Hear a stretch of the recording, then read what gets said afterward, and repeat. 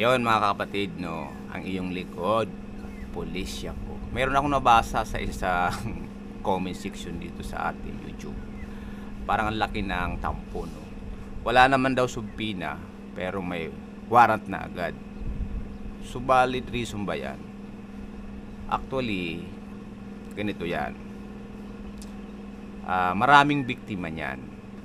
So hindi kasi dahilan na kung wala kang subpina ay wala ka ng kaso o hindi ka na magkakawaran. So paulit kong sinasabi yan na kapag mayroong complaint, anong gagawin?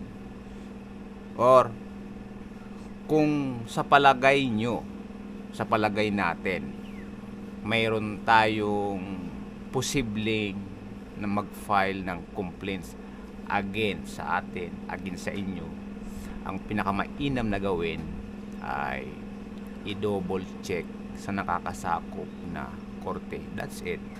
After mong ma-confirm na tansyahin mo kung talaga naka-file na, no, doon lang tayo magsasabi na wala talagang complaint.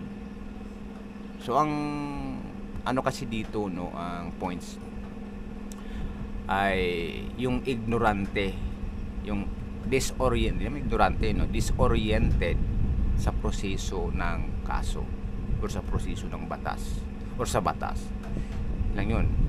Pero kung patuloy kayo, hindi naman yan kasi ngayon ka lang nanood ay ano na, marunong ka na. So it's take a long time bago natin matutunan ng isang bagay. Hindi yan instant. Okay?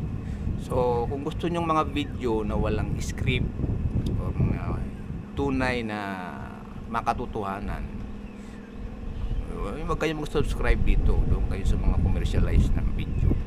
So yun lang.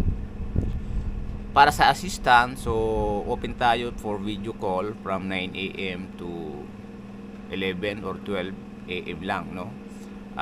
PM lang or get your appointment. Priority ko yung mga naka-join membership sa ating channel. So thank you for watching. See you again my next video.